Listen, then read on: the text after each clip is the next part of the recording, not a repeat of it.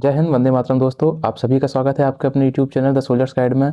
थोड़ा सा चेंजमेंट किया है मैंने सेटअप में, थोड़ा सा एडवांस किए चीज़ें ताकि आप लोगों को बेहतर तरीके से समझा पाऊँ। ठीक है। अगर आप भी यूपीएससी एनडीए 1 ऑफ 26 के लिए प्रिपरेशन कर रहे हो, नॉट ओनली एनडीए, अगर आप एयरफोर्स के लिए पढ़ रहे हो, आप अगर नेवी के लिए पढ़ रहे हो, आईसीजी के लिए पढ़ रहे हो, या फिर बीएसएफ आरओआरएम के लिए पढ़ रहे हो, या फिर कोई भी ऐसा स्टेट का एग्ज़ाम जिसमें इंग्लिश आती है, ठीक है, तो आप इस क्लास को देख सकते हो। इस क्लास में मैं आपको कंडीशनल सेंटेंस की कंसेप्ट पढ़ाने वाला हूँ। ठीक है। और इस बैच का नाम है अल्फ़ा बैच। अल्फ़ा बैच की प्लेलिस्ट आपको यूट्यूब पर मिल जाएगी, वहाँ पर प्रीवियस क्लासेस अपलोडेड हैं, वहाँ से जाके आप अपना टेंस कंप्लीट कर सकते हो। टेंस के हम कंसेप्ट भी कर चुके हैं और प्रैक्टिस भी इसकी कर चुके हैं। प्रैक्टिस में हम लोगों ने फिलर्स किए हैं, एरर्स करना बाकी है। कंडीशनल सेंटेंस का कंसेप्ट करवाने के बाद मैं दोनों की एक साथ प्रैक्टिस कर पाऊँगा। ठीक है। तैयारी जीत की, बिल्कुल सही बात है। न्यू ईयर आ गया है तो happy new year. And new year के साथ रेजोल्यूशन लो सभी लोग कि इस बार एग्ज़ाम को फोड़ोगे और वर्दी पहनोगे। ठीक है। I am Krishna sir. तो चलो, और कुछ बताने वाला है नहीं, टेलीग्राम ज्वाइन कर लेना क्योंकि तुम्हें ही फ़ायदा है उससे। तुम मुझसे बात कर सकते हो, अपने पीडीएफ ले सकते हो, सारी बुक्स का पीडीएफ नोट सब कुछ वहीं मिलेगा तुम्हें। तो टेलीग्राम तो बहुत ज़रूरी है ज्वाइन करना। ये अपना चैनल है, टेलीग्राम का लिंक जो है वो भी वीडियो के डिस्क्रिप्शन में है, you can go and check. Okay. चलो वीडियो को स्टार्ट करते हैं फिर। देखो, मैं बहुत सारी पीपीटीज लिख के लाया हूँ ताकि हमारा टाइम बचे, क्योंकि बहुत ज़्यादा टाइम वेस्ट हो जाता है ना क्लास में। मेरे पढ़ाने का तरीका थोड़ा सा अलग है, मैं बिल्कुल पेशेंस के साथ पढ़ाऊंगा, तो पेशेंस के साथ आप भी पढ़ना। लेकिन मैं बता दूं, कंडीशनल सेंटेंस जो टॉपिक है वो बहुत ज़्यादा इंपॉर्टेंट टॉपिक है, बहुत ज़्यादा। और इस पर बेस्ड क्वेश्चन ऐसे ऐसे फंसते हैं कि बच्चे कर नहीं पाते। बेसिक तो तुम्हें हर कोई बता देगा, पास्ट इंडेफिनिट है तो वुड प्लस वी1 लगा दो, पास्ट परफेक्ट है तो would plus would have work की थर्ड फॉर्म लगा दो, सब बता देंगे। बट क्वेश्चन फंसता कहाँ से है वो मैं आपको बताऊंगा। ये देखो, ये सारी की सारी स्लाइड्स मैं अभी कवर करने वाला हूँ, ये सारी की सारी स्लाइड्स। ठीक है। सब कुछ पढ़ाऊंगा तुम्हें अभी, बेसिक से लेकर एडवांस तक सब कुछ पढ़ा दूंगा। एंड ये विश्वास करो, ये कंसेप्ट तुमने पहले नहीं पढ़े होंगे कभी, और पढ़ के मज़ा भी आएगा तुम्हें। और एक एक चीज़ तुम्हें समझा दूंगा, ये मेरी गारंटी है। बस तुम पूरे ध्यान के साथ वीडियो को देखना, जो मैं कह रहा हूँ उसको सुनते रहो, जो मैं लिख रहा हूँ उसको देखते रहो, इसके अलावा और कोई काम मत करो। ठीक है। वीडियो स्टार्ट करने से पहले अगर आप चैनल पर नए हो तो चैनल को सब्सक्राइब कर लो और वीडियो को लाइक ज़रूर कर दो। ठीक है, क्योंकि तुम्हारा लाइक करना ही मुझे मोटिवेट करता है, तो मेरा मोटिवेशन भी ज़रूरी है। चलो स्टार्ट करते हैं। देखो, हमारा टॉपिक है कंडीशनल सेंटेंस। अब कंडीशनल सेंटेंस, जैसा कि इसके नाम में लिखा है, कंडीशन बताने वाला सेंटेंस। एक ऐसा सेंटेंस जो कंडीशन बताए, शर्त पर बेस्ड हो, कि अगर ऐसा होता है तब मैं ऐसा करूँगा, अगर बारिश होती है तो मैं छाता लेके जाऊँगा, ठीक है, अगर ट्रेन लेट आती है तो मैं अभी यहाँ रुक लूँगा। ये सब क्या है, कंडीशन बताने वाले सेंटेंसेस है। पहचानोगे कैसे? इफ़ क्लॉज से। इफ़ क्लॉज का मतलब क्या है? इफ़ का मतलब होता है यदि। ये एक वर्ड है जो कंडीशन बताने के काम आता है। ठीक है। लिखा भी मैंने यहाँ पे, कंडीशन के साथ रिजल्ट को लिखा जाएगा, लेकिन कंडीशन क्लॉज में कौन जाएगा? इफ़। अभी ये शब्द भारी लग रहे होंगे तुम्हें, लेकिन जैसे जैसे मैं स्लाइड्स को आगे बढ़ाऊंगा ना, सब कुछ क्रिस्टल क्लियर होने लगेगा। ठीक है। जैसे इफ़ क्लॉज मतलब जिस सेंटेंस में इफ़ लगा मिल जाए तुम्हें समझ जाना कंडीशनल सेंटेंस है। इफ़ के साथ हमेशा कंडीशन लिखते हैं, हमेशा, फिर कॉमा लगा के रिजल्ट लिखते हैं। इस चीज़ को दिमाग में बैठा लो कि इफ़ के साथ कंडीशन लगाएंगे और उसके बाद कॉमा लगा के रिजल्ट लिखेंगे हम। अब इस सेंटेंस में कौन कौन सी 3 बातें ध्यान रखने वाली हैं इस चैप्टर में? तो 3 पॉइंट्स आपको याद रखनी है। पहला, arrangement of condition and result. Sir वो क्या? वो ये है कि इफ़ के साथ में हमेशा कंडीशन ही आएगी, कभी भी रिजल्ट इफ़ के साथ में नहीं आएगा। देख रहे हो, इफ़ प्लस कंडीशन, इफ़ के साथ कंडीशन ही आएगी, फिर कॉमा लगा के हम रिजल्ट को लिखेंगे। जैसे example, if we will study hard we crack the examination. अब इस सेंटेंस में ध्यान से देखो, 2 सेंटेंस दिए गए हैं, 2 क्लॉज जुड़े हैं। पहला क्या? वी विल स्टडी हार्ड, हम मेहनत करेंगे, पहला हो गया। यहाँ से कॉमा लगा है, यहाँ से दूसरा सेंटेंस स्टार्ट हो रहा है, वी क्रैक द एग्जामिनेशन, हम एग्जामिनेशन क्रैक कर लेंगे। अब तुम मुझे ये सोचकर बताओ कि कंडीशन क्या है और रिजल्ट क्या है। तुम्हारा पहला टास्क यही है। अगर तुम सेंटेंस में कंडीशन और रिजल्ट पहचानना सीख गए तो तुम्हें कंडीशनल सेंटेंस बहुत अच्छे से समझ में आ जाएगा। ठीक है। सोचो क्या हो सकता है। वी विल स्टडी हार्ड, हम कठिन परिश्रम करेंगे। वी क्रैक द एग्जामिनेशन, हम एग्जामिनेशन क्रैक करेंगे। तो कंडीशन क्या है? अगर हार्ड वर्क करोगे तभी तो एग्जाम क्रैक होगा। बोलो हाँ या ना? यानी कि ये तो आपकी कंडीशन है, उसका रिजल्ट क्या निकल रहा है? ये रिजल्ट निकल रहा है कि जब हार्ड वर्क किया तब जाके एग्जाम क्रैक हुआ है। क्लियर? और देखो ये लगा इफ देख कर ही हम समझ गए थे कि ये कंडीशनल सेंटेंस है, और इफ के साथ में क्या लगा है, कंडीशन लगी है। तो बस यही अरेंजमेंट तुम्हें पहचानना है। सबसे पहला टाइप यही है क्वेश्चन में, जो आपका एग्जाम में क्वेश्चन पूछेगा उसमें अरेंजमेंट गलत करके देगा। पहला क्वेश्चन ये बनता है तुम्हारा। तो तुम अब समझ जाना कि जो कंडीशन है वो हमेशा किसके साथ में जाएगी, इफ के साथ में। फिर कॉमा लगा के हम रिजल्ट लिखते हैं। दूसरा रूल क्या है? दूसरा रूल ये है कि कॉमा की जगह पर कभी भी देन या फिर लेटर जैसे शब्दों का प्रयोग नहीं होता है, बट वो एग्जाम में करके देगा। वो लगाएगा उसमें लेटर या फिर देन, तुम उसको तुरंत कट करके कॉमा लगा देना। हालांकि तुम्हें सही करने को तो नहीं आएगा, तुम्हें गलती ढूंढने को आएगी। तो समझ जाना, अगर इफ क्लॉज है, इफ लगा है सेंटेंस में, तो वो कंडीशनल सेंटेंस है। और कंडीशनल सेंटेंस है तो उसमें कभी भी कॉमा नहीं आएगा, उसमें हमेशा क्या आएगा, या फिर सॉरी कॉमा आएगा, देन या लेटर नहीं आएगा। ठीक है, तो ये उसका दूसरा पॉइंट हो गया। क्लियर? चलो आगे बढ़ते थोड़ा सा। अब तीसरा पॉइंट क्या है इसमें? मैंने कहा सिर्फ 3 ही पॉइंट तुम्हें पढ़ने हैं इस चैप्टर में। पहला, arrangement of condition and result, if के साथ कंडीशन कॉमा लगा के रिजल्ट। दूसरा, इस पर कॉमा की जगह कभी भी देन या लेटर नहीं आएगा, सिर्फ कॉमा ही आएगा। तीसरा, अरेंजमेंट ऑफ टेंस, टेंस की अरेंजमेंट और सीखनी है तुम्हें। ये 80% इस चैप्टर का, बस इसको सीख लिया तो 80% चैप्टर खत्म तुम्हारा। इसको समझाने से पहले न्यू स्लाइड तो नहीं आएगी यहाँ पे, मैं कुछ और समझाता हूँ तुम्हें। देखो क्या समझाता हूँ, टाइमलाइन समझाता हूँ, तुम खुद बताओगे अभी। ये मैंने बना दी क्या, ये बना दी टाइमलाइन। ओके सर, ठीक है। इस टाइमलाइन में अब जिसको टाइमलाइन समझ में नहीं आ रही है मेरे भाई, वो टेंस देखो जाके, कंसेप्ट स्ट्रॉन्ग करो टेंस के। यहाँ पर आपका क्या है, यहाँ पर हमारा प्रेजेंट है। ठीक है, ये प्रेजेंट है। अब प्रेजेंट के अगर आप इस साइड चलोगे तो क्या मिलेगा, तो मिलेगा हमें पास्ट। ठीक है, और इस साइड चलोगे तो क्या मिलेगा, तो मिलेगा फ्यूचर। ये भी सही है। अब मैं जो जो तुमसे पूछ रहा हूँ उसका आंसर देते रहो तुम मुझे। क्या ऐसा मैं कह सकता हूँ कि अगर 1947 में देश आज़ाद ना हुआ होता है, इंडिपेंडेंट ना हुए होते, तो हम आज भी गुलाम होते? आज क्या है, 2026 स्टार्ट हो गया है। सोच के बताना, अगर 1947 में देश आज़ाद ना हुआ होता तो हम आज भी गुलाम होते। तो इन दो वाक्यों में ऊपर वाली तो कंडीशन है कि अगर ऐसा ना हुआ होता, उसका रिजल्ट क्या निकलता, फिर हम गुलाम होते। ये रिजल्ट है। अब ध्यान से देखो, कंडीशन किस टेंस में है, पास्ट में। 1947 किसकी घटना है, पास्ट की घटना है। और रिजल्ट कब निकला इसका, आज निकला है 2026 में। इसका मतलब एक पॉसिबिलिटी है कि आपकी कंडीशन अगर पास्ट की है तो रिजल्ट उसका प्रेजेंट में निकल सकता है, रिजल्ट उसका प्रेजेंट में निकल सकता है। एक कंडीशन ये हो गई, अगर कंडीशन पास्ट की है तो रिजल्ट उसका प्रेजेंट में जा सकता है। पहला टाइप समझे तुम। अब सोच के बताना, अगर 1857, या छोड़ो और थोड़ा बैक में ले जाता हूँ, अगर 1498 में वास्को डिगामा को हमने भारत में आने ही ना दिया होता, तो क्या टोबैको भारत में आती, ये बताओ। तंबाकू वही तो लाए थे पुर्तगाली। शुरुआत हुई थी 1498 में वास्को डिगामा को, कालीकट तट पे उतरे थे ये, जो वर्तमान में कोझीकोड जगह है। ठीक है, तो 1498 में अगर वास्को डिगामा ना आया होता भारत, तो 1500 तक ये तंबाकू स्टार्ट ना हुई होती। बोलो समझ में आई बात? इसका मतलब है कि 1498 भी पास्ट है आपका, और उसका रिजल्ट भी क्या है, पास्ट ही है।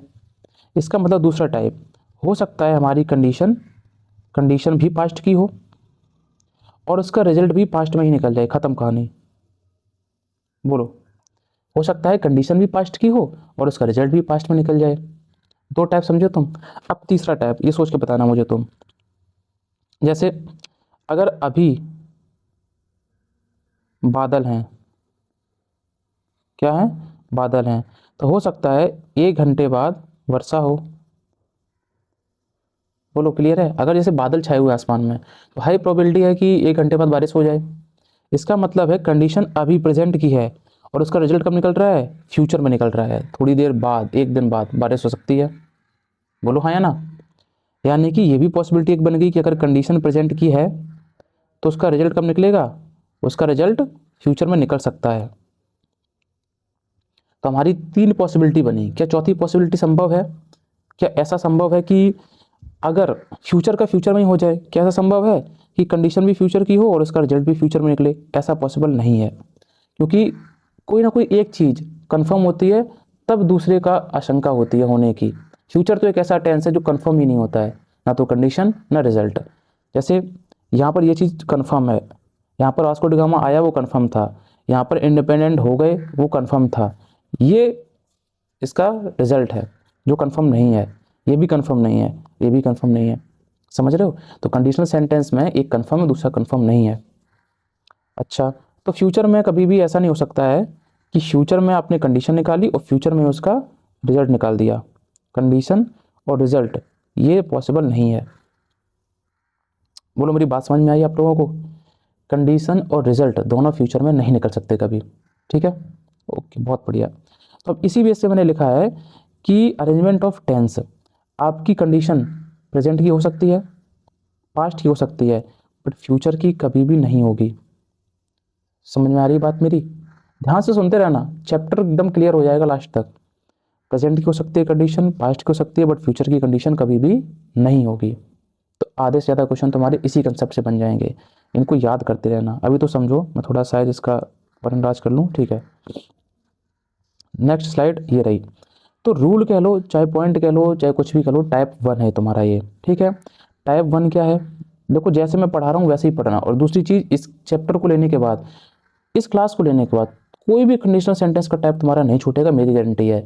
अब इस क्लास को लेने के बाद आप कोई दूसरी क्लास मत लेना, कोई दूसरी बुक मत पढ़ना, वरना फिर कंफ्यूज हो जाओगे, क्योंकि सब टीचर्स का पढ़ाना अलग अलग होता है, सब बुक्स का लिखावट अलग अलग होती है, कंफ्यूज हो जाओगे।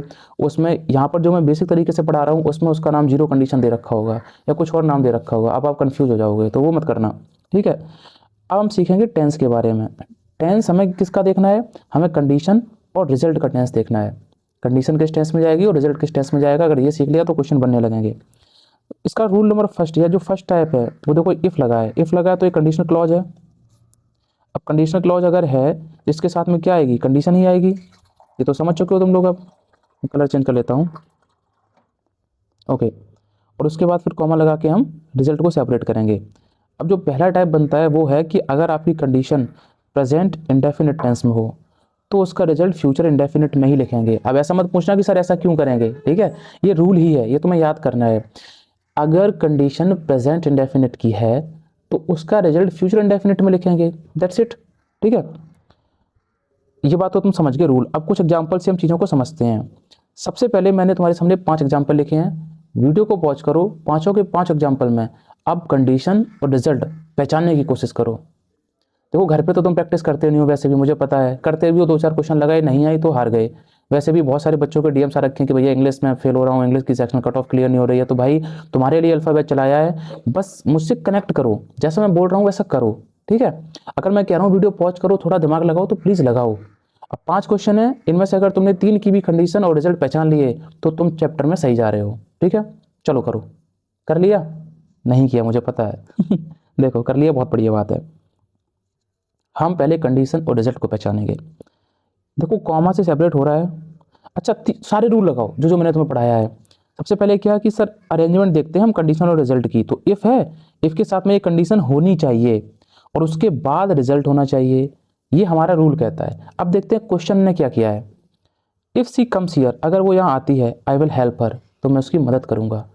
तो इसमें सही बात तो है, ये कंडीशन है कि जब वो यहाँ आती है तभी तो मदद करूँगा मैं, ये उसका रिजल्ट हो गया। यानी सर कंडीशन और रिजल्ट इनका अरेंजमेंट एकदम ठीक है, यानी पहला रूल अपना क्लियर हो गया। अब दूसरा क्या सिखाया था मैंने? दूसरा सिखाया था कि देन या लेटर शब्द का यूज नहीं करते हैं, दोनों को सेपरेट करने के लिए वील यूज कॉमा ओनली। तो यहाँ पर देखो कॉमा ही तो यूज किया है, मतलब दूसरा रूल भी अपना सही हो गया। अब तीसरा रूल क्या था सर? टेंस की अरेंजमेंट। टेंस क्या? कंडीशन अगर प्रेजेंट इंडेफिनिट की है, देखो सी के साथ कम्स, वर्ब की फर्स्ट फॉर्म में एस एस लगी है तो प्रेजेंट डेफिनेट हो गई, तो रिजल्ट किस में जाएगा?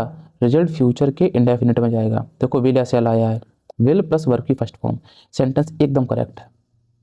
मजा आया? अब थोड़ा और दिमाग लगाओ दूसरे सेंटेंस पे।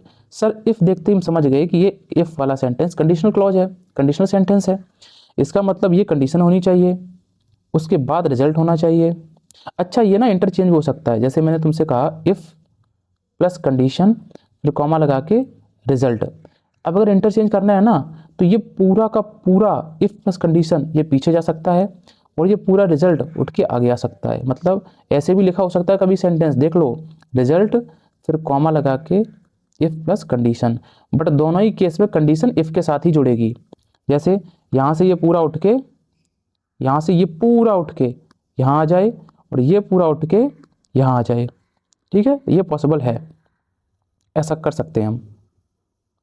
बट ऐसा नहीं होगा कि आप इफ़ को वहीं छोड़ दो, इफ़ को यहीं छोड़ दो, सिर्फ यहाँ से उठा लो सेंटेंस इतना और इनको इंटरचेंज कर दो। नहीं, ये पूरा इफ़ क्लॉज के साथ में जुड़ के जाएगा आगे पीछे, ये भी रूल याद रखना तुम लोग। चलो देखते हैं दूसरा क्वेश्चन क्या कहता है। दूसरा क्वेश्चन कह रहा है if they solve the puzzle, अगर वो पजल सॉल्व करते हैं they will got the prize, तो उन्हें प्राइज मिलेगा। अब इफ़ के साथ में कंडीशन है कि नहीं, जब वो पजल सॉल्व करते हैं ये कंडीशन हो गई तब उनको प्राइज मिलेगा, तो ये उसका रिजल्ट निकलेगा। तो कंडीशन और रिजल्ट पहचान लिया आपने।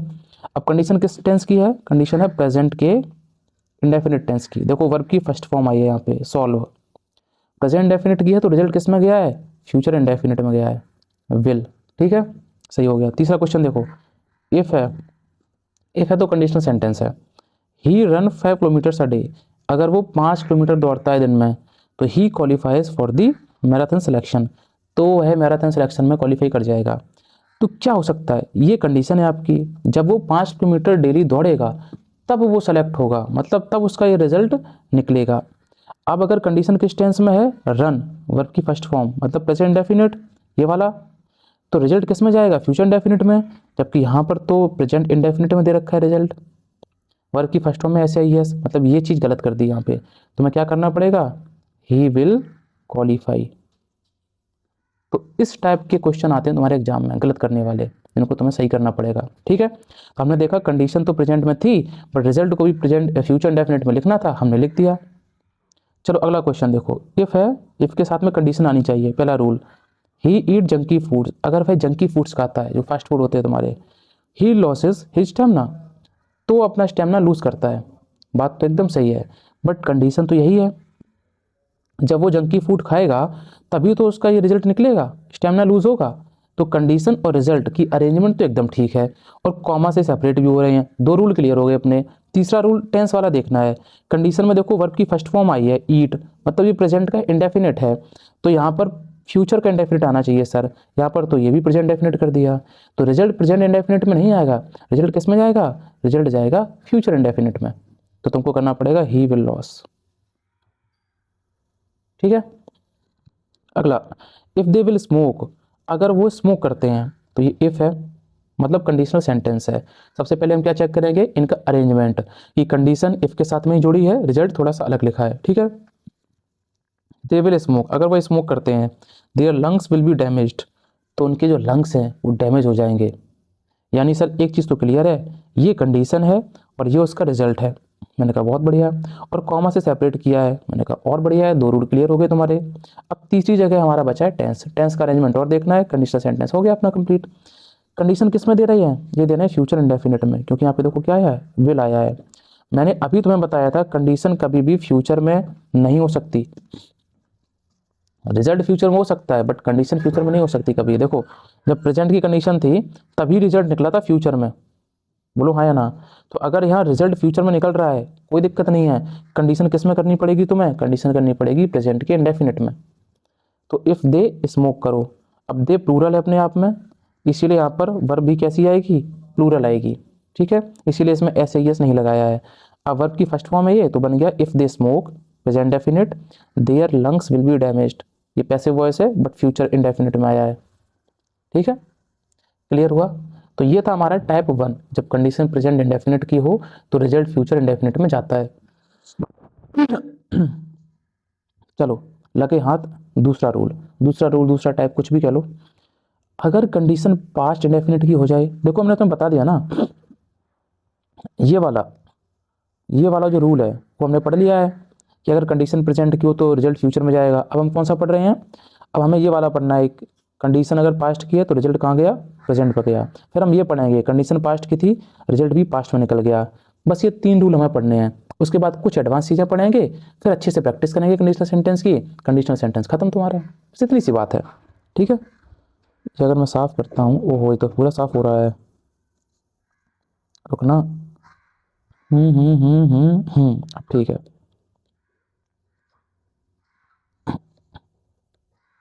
चलो भाई आगे देखो। अगर कंडीशन पास्ट के इंडेफिनिट की है, पास्ट इंडेफिनिट का मतलब क्या है? मतलब है कि वर्ब की सेकंड फॉर्म आई है, ठीक है।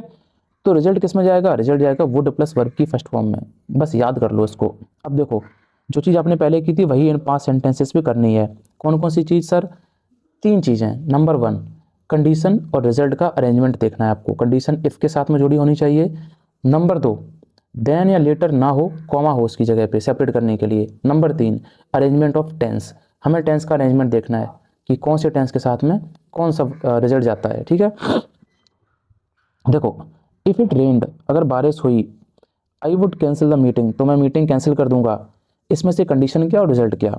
देखो, जब बारिश होगी तभी तो मीटिंग कैंसिल होगी, मतलब ये कंडीशन है, ये रिजल्ट है। और कंडीशन किसके साथ में लिखी है? इफ़ के साथ में। मतलब पहला रूल अपना क्लियर हो गया। दूसरा रूल, क्या यहाँ पे देन या लेटर है? नहीं, यहाँ तो कॉमा है। कॉमा है तो अपना दूसरा रूल भी सेटिस्फाई हो गया। अब तीसरा रूल, टेंस वाला। कंडीशन किस टेंस में है? वर्ब की सेकंड फॉर्म, मतलब पास्ट के इंडेफिनिट में है। अब पास्ट इंडेफिनिट में कंडीशन है अगर, तो रिजल्ट किस में जाएगा? वुड प्लस V1 में। तो देखो, वुड प्लस वर्ब की फर्स्ट फॉर्म कैंसिल, तो अपने आप में सेंटेंस एकदम करेक्ट हो गया। नेक्स्ट क्वेश्चन, 2 मैं कराऊंगा, 2 तुम्हारे लिए होमवर्क रहेगा क्योंकि तुम दिमाग लगाओगे, ठीक है। इफ सी वुड क्राई, अब इफ है, अगर वो रोती है, her father would give her a gift, उसके पापा उसको एक गिफ्ट दे देंगे। तो कंडीशन क्या है और रिजल्ट क्या है? तो रोना कंडीशन है, जब वो रोएगी तभी उसके पापा उसको गिफ्ट देंगे, ठीक है, तब उसका ये रिजल्ट निकलेगा। तो कंडीशन और रिजल्ट पहचान गए हम। कंडीशन किसके साथ में लगी है? इफ क्लॉज के साथ में, ये भी सही है। कॉमा से अलग हो रहे हैं, ये भी सही है। अब टेंस देखना है हमें। तो देखो, कंडीशन में कभी वुड नहीं आता, कंडीशन में वुड नहीं आता है, तो यहाँ क्या आएगा? आगे से देख लो ना। अगर रिजल्ट में वुड प्लस वर्ब की फर्स्ट फॉर्म है, अब तुम उल्टा देख रहे हो सेंटेंस को, जरूरी नहीं हर बार सीधा सीधा सेंटेंस ही आएगा, उल्टा भी देखना पड़ेगा तुम्हें। अगर रिजल्ट में वुड प्लस V1 है तो जाहिर सी बात है कंडीशन में क्या आएगा? वर्ब की सेकंड फॉर्म आएगी। तो कंडीशन में क्या आएगा? वर्ब की सेकंड फॉर्म। तो क्राइड, क्या कर दोगे? क्राइड कर दोगे। अब मेरे भाई ईमानदारी से ये 2 क्वेश्चन तुम मुझे बना के दिखाओगे, ठीक है। ये तुम्हारा होमवर्क है, इन पर दिमाग लगाओगे क्या गलतियां हैं। Next slide. चलो, अब थर्ड रूल, वही, अगर कंडीशन भी पास्ट की है और रिजल्ट भी कहाँ निकल रहा है? पास्ट में ही निकल रहा है, तब क्या करेंगे? ये भी पास्ट की है और इसका रिजल्ट भी कहाँ निकल रहा है? पास्ट में ही निकल रहा है। तो कंडीशन अगर पास्ट परफेक्ट की है, देखना है सेकंड। हाँ हाँ हाँ, यहाँ आओ। मैंने तुम्हें बताया था, अगर पास्ट में 2 एक्शन हो रहे हैं तो जो पहले होता है वो एंटीसीडेंट, जो बाद में होता है वो प्रेसिडेंट। देखो ना, ये पूरा पास्ट है, ये पूरा पास्ट है। तो जो पहले हुई घटना वो हैड प्लस वर्ब की थर्ड फॉर्म में जाएगी, जो बाद में हुई है वो किस में जाती है?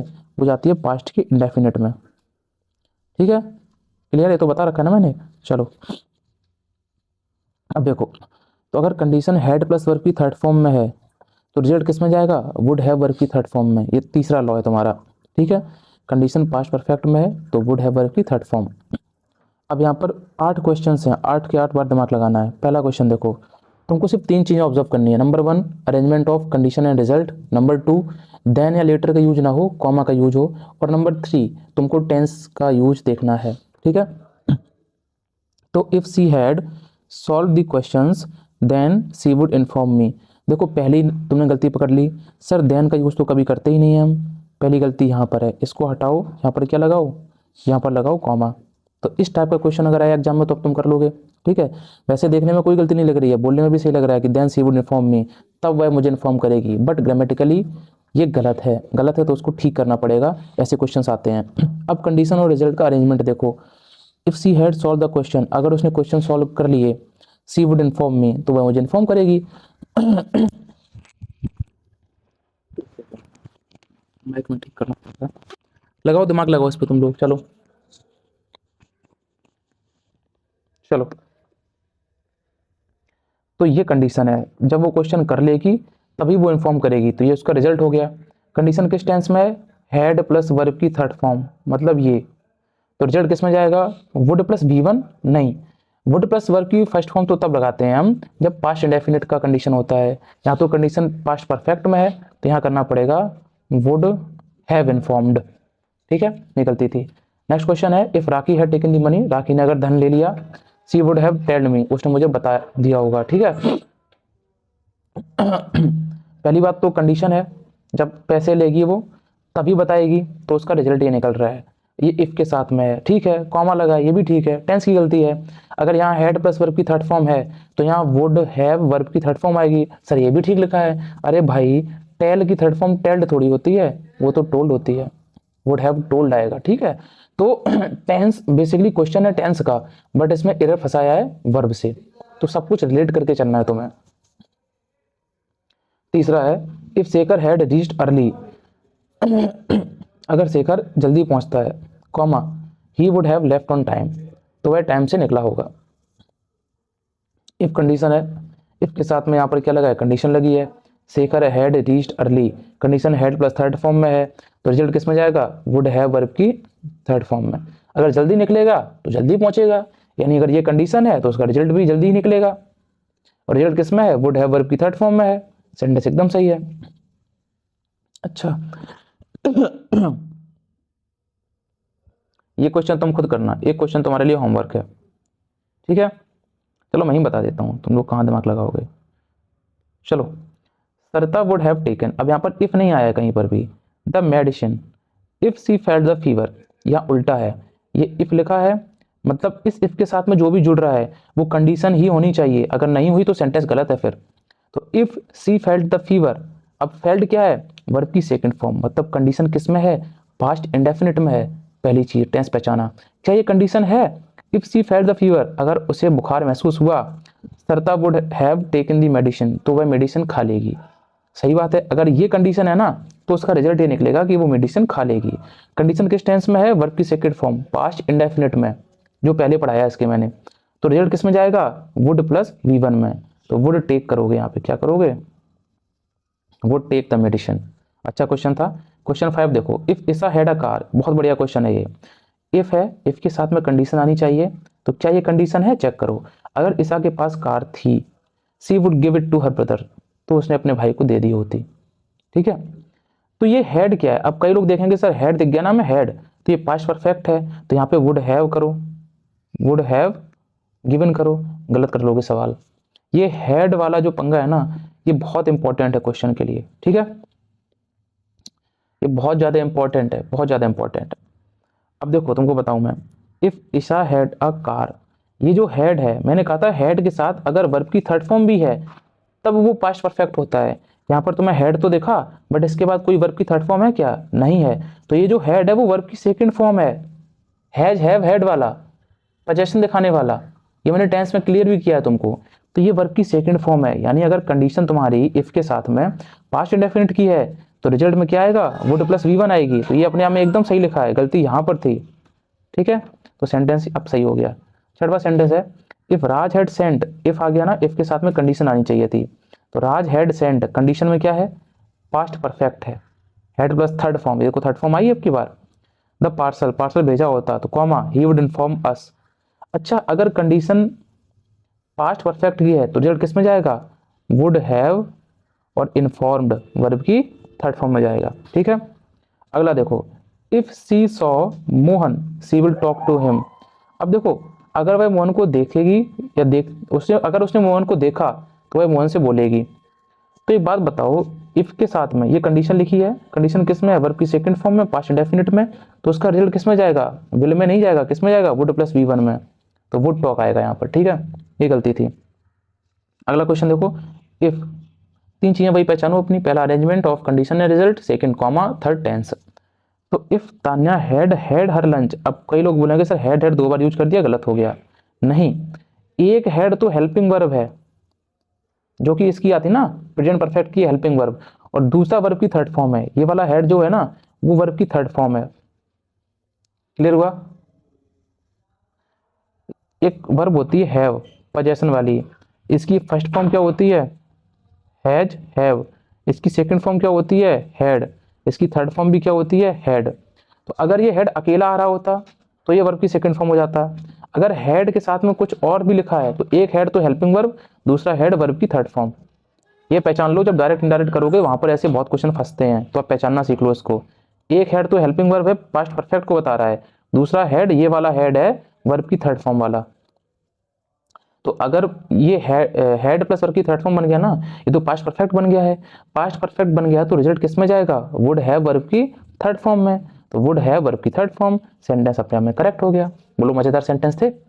चलो चलो, वीडियो थोड़ा सा कट हो गई थी, मैं काफ़ी आगे तक पढ़ा गया था, फिर पता लगा कैमरा ही ऑफ था, बैटरी डाउन हो गई थी मोबाइल की। वापस से मैं कंटिन्यू करता हूँ आपके सामने। ये आपके सामने 9 क्वेश्चंस लिखे हुए हैं, इन 9 क्वेश्चंस पे दिमाग लगाओ। तब तक मैं देख लेता हूँ मैं पहले पढ़ा क्या रहा था इसके, ठीक है। ओके, ये वाला रूल पढ़ाया था। ओके, ये 9 सवाल वीडियो को पॉज करके खुद से बनाओ एक बार, फिर देखते हैं आगे। बना लिए? देखो पहला क्वेश्चन क्या कह रहा है, आपको कंडीशनल सेंटेंस में 3 चीज़ें याद रखनी है। सबसे पहला, अरेंजमेंट देखनी है आपको कंडीशन और रिजल्ट की। दूसरा, क्या उसमें कहीं देन या लेटर तो नहीं लगा है, उसमें कॉमा लगा होना चाहिए बीच में। तीसरा, अरेंजमेंट ऑफ टेंस। बस कंडीशनल सेंटेंस खत्म। देखो सबसे पहले हम देखेंगे यहाँ पर कॉमा लगा है, ठीक है। अब एक साइड कंडीशन होनी चाहिए, एक साइड रिजल्ट होना चाहिए, और ज़रूरी नहीं है इसी साइड हो। हमने पढ़ा है कि इफ़ के साथ में कंडीशन आती है, कॉमा लगा के रिजल्ट आ सकता है। तुम चाहो तो रिप्लेस भी कर सकते हो, लेकिन रिप्लेस होगा ये पूरा का पूरा फ्रेज, मतलब रिजल्ट आगे आ सकता है, इफ़ प्लस कंडीशन पीछे जा सकता है, ये पूरा का पूरा। बट कंडीशन जुड़ेगी हमेशा इफ़ के साथ में ही, कभी ऐसा नहीं हो सकता है कि इफ़ के साथ में रिजल्ट आ गया कॉमा कंडीशन, ये चीज़ फिर गलत हो जाएगी, ठीक है। इफ़ के साथ में रिजल्ट नहीं जुड़ सकता है, इफ़ के साथ में कंडीशन ही आएगी, इफ़ के साथ में कंडीशन ही आएगी। चाहो तो पूरे फ्रेज को आगे पीछे कर सकते हो, ठीक है। चलो, इफ़ आया है मतलब इफ़ के साथ में जो भी बातचीत ये लिखी है वो कंडीशन होनी चाहिए, ठीक है। चेक करते हैं। Shekhar solved the question, sorry the problem, he will inform us. तो पहले बंदा प्रॉब्लम सॉल्व करेगा, बाद में इन्फॉर्म करेगा, मतलब ये कंडीशन है, ये उसका रिजल्ट है। चलो ठीक है, अब हमने कॉमा भी चेक कर लिया और अरेंजमेंट भी चेक कर ली। अब देखेंगे हम टेंस को। टेंस की बात करूँ तो यहाँ पर लिखा है इफ़ शेखर सॉल्व्ड, सॉल्व अपने आप में क्या है, वर्ब की सेकंड फॉर्म है। अगर कंडीशन आपकी पास्ट इंडेफिनिट में है तो रिजल्ट में क्या होता है, रिजल्ट में होता है वुड प्लस V1। यहाँ पर तो विल है, इसको हटाना पड़ेगा, हटा के क्या सही करेंगे हम करेंगे वुड इन्फॉर्म। सेंटेंस करेक्ट हो गया अपने आप में। अगला है दूसरा question, if Tanya had a pen. If आया है, इफ़ के साथ में एक कंडीशन होनी चाहिए, अगर तान्या के पास एक पेन थी, she would have written the answers, तो वह अपने आंसर लिख चुकी होती। इसका मतलब क्या है, ये कौन से टेंस में है, देखो ये कंडीशन हो गई, ये उसका रिजल्ट हो गया। अगर ऐसा होता तो ऐसा होता। हैड क्या है, एक प्यारी सी वर्ब होती है हैव, होती है हैव। हैव की ही फर्स्ट फॉर्म होती है हैज या फिर हैव, इसकी सेकंड फॉर्म होती है हैड, और इसकी ही थर्ड फॉर्म होती है हैड। बताया मैंने आपको टेंस के दौरान। अब इसमें कई बच्चे देखेंगे सर हैड आ गया, हैड देखते ही क्या कर दे, would have third form, sentence correct है। नहीं, ये हैड हेल्पिंग वर्ब नहीं है, ये हैड मेन वर्ब है, ये वर्ब की सेकंड फॉर्म है। अगर इस हैड के साथ में यहाँ वर्ब की थर्ड फॉर्म लगी होती तब पास्ट परफेक्ट होता, जैसे हैड रिटन, यहाँ पर हैड के साथ में वर्ब की थर्ड फॉर्म आई है, मतलब ये पास्ट परफेक्ट टेंस है। क्लियर है। बट जो टेंस मैं अभी पढ़ा रहा हूँ तो मैं ये वाला सेकंड एग्जांपल, इसमें हैड के साथ में कहीं भी वर्ब की थर्ड फॉर्म नहीं है, नहीं है तो ये पास्ट परफेक्ट नहीं है। फिर यहाँ पर हैड अकेला है, जब भी हैड अकेला हो, हैड अगर अकेला आए तो ये हैड वर्ब की सेकंड फॉर्म होती है ये वाली, क्योंकि वर्ब की सेकंड फॉर्म अकेले आती है, ठीक है। तो ये असल में वर्ब की सेकंड फॉर्म है, मतलब पास्ट का इंडेफिनिट है। पास्ट इंडेफिनिट देखते ही रिजल्ट में क्या लगा देना, वुड प्लस V1। तो वुड हैव रिटन नहीं आएगा, सिर्फ और सिर्फ वुड राइट आएगा। बोलो क्लियर हुआ। अगला देखो, Sameer would have helped us, okay, if he had some money. अगर उसके पास सम मनी, कुछ धन होता तो वो हेल्प करता, मतलब ये कंडीशन है, और कंडीशन को इफ़ के साथ में ही लिखते हैं। चलो अरेंजमेंट तो ठीक है, और ये उसका रिजल्ट है, ये पूरा का पूरा। कंडीशन किस टेंस में है, हैड अकेला आया है, हैड के साथ में थर्ड फॉर्म नहीं है, तो ये वर्ब की सेकंड फॉर्म है। वर्ब की सेकंड फॉर्म का मतलब है पास्ट इंडेफिनिट, और पास्ट इंडेफिनिट है तो रिजल्ट किस में जाएगा, वुड प्लस V1 में। तो हैव नहीं आएगा और हेल्प्ड भी नहीं होगा, सिर्फ क्या होगा, समीर वुड हेल्प। अगला है, if the boss had found the problem, he would settle the issue. अगर प्रॉब्लम मिलती तब वो सेटल करता, मतलब ये कंडीशन है यहाँ तक, ये पूरी कंडीशन है, कॉमा लगा के उसका रिजल्ट लिखा गया है ये, ओके। तो इफ़ के साथ में कंडीशन जोड़ी है, ठीक है। कंडीशन किस टेंस में, अब यहाँ पर देखो तो हैड के साथ में फाउंड, वर्ब की थर्ड फॉर्म लगी है, मतलब यहाँ पर ये पास्ट परफेक्ट है, यहाँ पर क्या है, पास्ट परफेक्ट है, तो रिजल्ट में क्या आएगा, वुड हैव वर्ब की थर्ड फॉर्म। अब ये सही होगा। पांचवा है Sanjeev would have thanked the guest, comma if he had serve them. तो अगर उसने सर्व किया होता, ये कंडीशन है, तभी उसने थैंक यू बोला होता, ये उसका रिजल्ट है।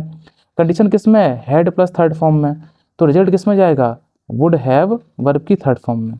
क्लियर है। अगला है इफ के साथ में जुड़ी कंडीशन, तो if she had seen him in the street, ये क्या है, ये कंडीशन है।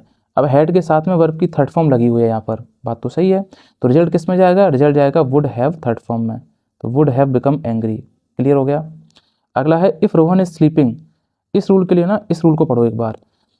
मैंने कहा था प्रेजेंट इंडेफिनिट में अगर कंडीशन है तो रिजल्ट आपका फ्यूचर इंडेफिनिट में जाएगा। अब मैं थोड़ा एडवांस बता रहा हूँ, अगर आपका प्रेजेंट का इंडेफिनिट हो, कंटिन्यूस हो, परफेक्ट हो, कोई इफेक्ट नहीं पड़ता है, ठीक है।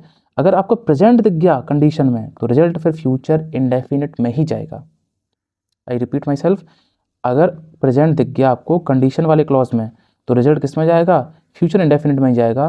मैटर नहीं करता वो प्रेजेंट का इंडेफिनिट हो, कंटिन्यूस हो, परफेक्ट हो, कुछ भी हो। For example if Sanjeev, if आ गया ना, मतलब ये कंडीशन होनी चाहिए, Sanjeev has finished the lecture, comma ये पूरी कंडीशन है, तो उसका टाइम बच जाता, वो रेस्ट कर लेता, ये उसका रिजल्ट है।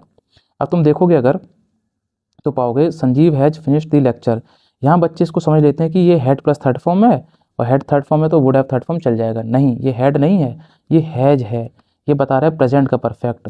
हमें कोई दिक्कत नहीं है, कंडीशन में अगर प्रेजेंट दिख गया तो रिजल्ट में क्या जाएगा, फ्यूचर का इंडेफिनिट, तो वुड हैव नहीं आएगा, हैड भी नहीं आएगा, सिंपली हम लिखेंगे विल हैव। क्लियर है। अगला है if Sanjana came here tomorrow, बहुत बेहतरीन एग्जाम्पल है ये, बहुत ज़्यादा बेहतरीन। देखो इफ़ देखते ही हम समझ गए कि भाई साहब ये पूरी की पूरी क्या है, ये कंडीशन है, कॉमा लगा के ये पूरा का पूरा रिजल्ट है। कंडीशन में अगर तो आप ध्यान से देखोगे, ये लिखा है टुमारो, टुमारो क्या बता रहा है, फ्यूचर को, आने वाला कल। तो अगर ये फ्यूचर को बता रहा है तो क्या ये वर्ब की सेकंड फॉर्म आ सकती है कभी, वर्ब की सेकंड फॉर्म तो पास्ट इंडेफिनिट को बताती है, ये तो कभी आ ही नहीं सकती है। तो फ्यूचर के लिए क्या हम अगर यहाँ पे ये लिख दें will come, Sanjana will come, तब ठीक हो जाएगा, क्योंकि टुमारो फ्यूचर बता रहा है, फ्यूचर के लिए कीवर्ड है तो हम विल कम कर देंगे। बट सेंटेंस तो सही हो गया, बट कंडीशनल सेंटेंस गलत हो गया, क्योंकि कंडीशन कभी भी फ्यूचर में नहीं होती है। अब कुछ ऐसा करो कि टुमारो की भी इज्जत बच जाए और कंडीशनल सेंटेंस की भी इज्जत बच जाए। तो मैंने तुम्हें पढ़ाया है कि जब तुम्हें फ्यूचर लिखना हो तो हम प्रेजेंट इंडेफिनिट से भी फ्यूचर लिखते हैं, मैंने 10th की क्लास में पढ़ाया है तुम्हें। तो अगर तुम यहाँ कर दोगे if Sanjana comes here tomorrow, अगर संजना कल यहाँ आती है तो ऐसा होगा, तो ये भी फ्यूचर इंडेफिनिट को डिनोट कर रहा है, प्रेजेंट इंडेफिनिट। एक तरीका और है, if Sanjana is about to come, is about to करके भी हम फ्यूचर इंडेफिनिट को लिखते हैं। ये सारी बातें मैंने आपको 10th वाले लेक्चर में पढ़ाई हैं, अगर आपने नहीं देखा है तो उसको देख लो, ठीक है। तो कम्स लिखते ही हमारा ये फ्यूचर से रिलेट कर गया, और कंडीशनल सेंटेंस का भी रूल फॉलो हो गया कि ये किस में आ गई, प्रेजेंट के इंडेफिनिट में आ गई, ठीक है। प्रेजेंट इंडेफिनिट में है तो रिजल्ट किस में जाएगा, फ्यूचर के इंडेफिनिट में, तो will get is the correct answer. मजा आया।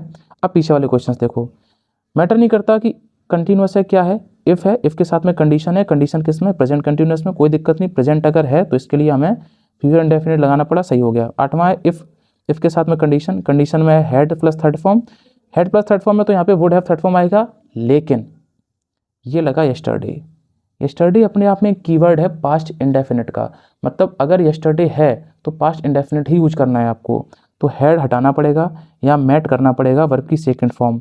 तो कंडीशन किस में हो गई, अब कंडीशन होगी पास्ट के इंडेफिनिट में, जिसके लिए रिजल्ट आपका किस में आता है, वुड प्लस V1 में। सेंटेंस एकदम करेक्ट हो गया। 9वां क्वेश्चन है Karan would have taken the money, comma if they left it last week. देखो इफ़ के साथ में कंडीशन, पूरा का पूरा फ्रेज पीछे गया है, कोई दिक्कत नहीं है, बट इफ़ के साथ में कंडीशन ही लगी है। अगर लेफ्ट इट लास्ट वीक, अगर छोड़ा होता तभी तो पैसा मिलता। लास्ट वीक भी अपने आप में एक वो है, कीवर्ड है पास्ट इंडेफिनिट का, इसीलिए यहाँ पे वर्ब की second form past indefinite use हुआ है। रिजल्ट में कौन सा टेंस आएगा, वुड प्लस V1, तो हैव को हटाना पड़ेगा, टेकन को हटाना पड़ेगा, क्या करना पड़ेगा, वुड टेक। ब्रो 9 क्वेश्चन खत्म, 9 तरीके समझे तुम, आगे बढ़ो। बेहतरीन कंसेप्ट पढ़ाऊंगा, टेंशन मत लेना, बस तुम लोग सपोर्ट करते रहो, वीडियो को अभी लाइक कर दो क्योंकि तुम लोग लाइक नहीं करते हो, और वीडियो के कमेंट में बताना क्लास कैसी लगी, ठीक है। चलो अगला है इन्वर्जन का रूल, बहुत इंपॉर्टेंट रूल है इन्वर्जन का। देखो जब हमें बात पर जोर डालना हो तब हम इन्वर्जन का यूज करते हैं, ठीक है। इन्वर्जन खतरनाक चीज़ नहीं है, बहुत बहुत आसान चीज़ है, बहुत ज़्यादा आसान, बट क्वेश्चन जब बनता है तो बच्चे भड़बड़ा जाते हैं एकदम से। अब घबरा जाना क्या होता है, बुंदेलखंडी वाले जानते होंगे इसको, ठीक है, घबरा जाते हैं, वरीड हो जाते हैं। अगर मैं तुम्हारे सामने लिखूँ subject plus helping verb plus main verb plus का ऑब्जेक्ट, ये हमारा असर्टिव सेंटेंस का स्ट्रक्चर है। अगर इसमें मैं कह दूं कि हेल्पिंग वर्ब को आगे कर दो और सब्जेक्ट को पीछे कर दो और फिर मेन वर्ब और उसके बाद ऑब्जेक्ट, तो तुम कहोगे सर ये बन गया इंटेरोगेटिव सेंटेंस। मैंने कहा बिल्कुल सही बात है। अगर मैं यहाँ से क्वेश्चन मार्क हटा दूँ तो आप कहोगे सर ये क्वेश्चन गलत हो गया, क्वेश्चन मार्क आना चाहिए। मैंने कहा नहीं, अगर क्वेश्चन मार्क नहीं है तो एक तो ये ठीक है कि उसकी गलती हो सकती है, दूसरा ये इन्वर्जन कहलाता है। अगर तुम हेल्पिंग वर्ब को आगे कर दो, सब्जेक्ट को पीछे कर दो और लास्ट में क्वेश्चन मार्क ना लगाओ तो वो इन्वर्जन बनता है। फिर इन्वर्जन का मतलब है वो बात को जोर देने के लिए आप कह रहे हो, ठीक है। तो अब बात करते हैं कंडीशनल सेंटेंस में इन्वर्जन पढ़ने की क्या ज़रूरत है। कंडीशनल सेंटेंस में इन्वर्जन पढ़ने की इसलिए ज़रूरत है, कभी कभी जब सेंटेंस में इफ़ आ जाता है तब तो आप पहचान लोगे कि ये सेंटेंस जो है वो कंडीशनल सेंटेंस का है। बट अगर इफ़ ना आए तब इन्वर्जन करके देता है वो, तब आपको पहचानना आना चाहिए कि ये कंडीशनल सेंटेंस है, हमारे ये इसमें रूल लगने वाले हैं।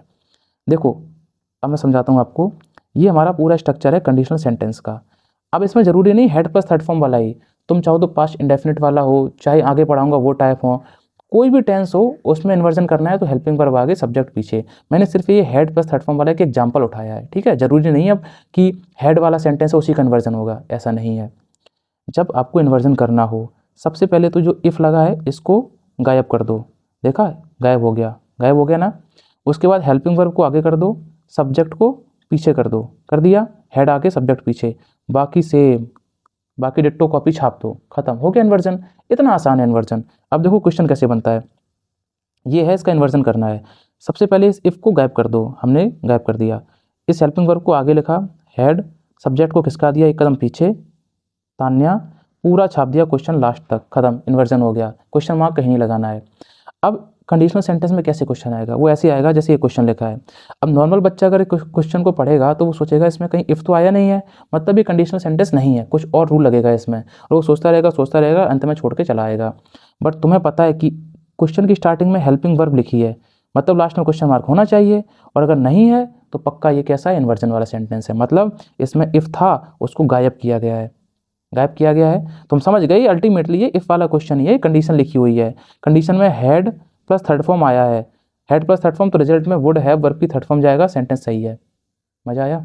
चलो अच्छा क्वेश्चन नहीं थे ना इधर, आगे बढ़ते हैं। ये बहुत इंपॉर्टेंट, बहुत ज़्यादा इंपॉर्टेंट है, बहुत ज़्यादा, स्टार लगा लो इस पर तो तुम, ठीक है। इमेजिनेशन या हाइपोथेटिकल कंडीशन क्या होती है? ये एक ऐसी कंडीशन जो फ्यूचर पे डिपेंड करती है, मतलब जो इमेजिनरी है, काल्पनिक है।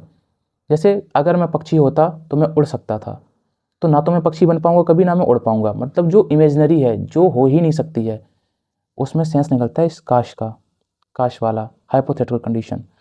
इसका स्ट्रक्चर देख लो एक बार, इफ़ लगा मिलेगा, फिर सब्जेक्ट वन, फिर वर, फिर सब्जेक्ट टू, फिर डैश डैश डैश कॉमा लगा के यहाँ रिजल्ट लिखा होगा। रिजल्ट में ध्यान देने वाली बात यह है कि सब्जेक्ट वन ही आएगा। देखो कैसे, अगर मैं तुमसे कहता हूँ, ध्यान से सुनना मेरी बात, अगर मैं चिड़िया होता तो मैं उड़ लेता। अब मैं कहता हूँ इसमें सब्जेक्ट कौन कौन से हैं। अगर मैं क्या है, सब्जेक्ट वन, चिड़िया होता, चिड़िया क्या है, सब्जेक्ट टू। ये कंडीशन होगी पूरी आपकी कि अगर मैं चिड़िया होता, ये कंडीशन है, इसमें सब्जेक्ट वन कौन है, मैं, सब्जेक्ट टू कौन है, चिड़िया। तो रिजल्ट में कौन सा सब्जेक्ट आप यूज करोगे? अगर मैं चिड़िया होता तो चिड़िया उड़ लेता, क्या ये कहना सही है? चिड़िया तो सब्जेक्ट टू है, वो कहने पे सेंस नहीं बन रहा है। सेंस कब बनेगा?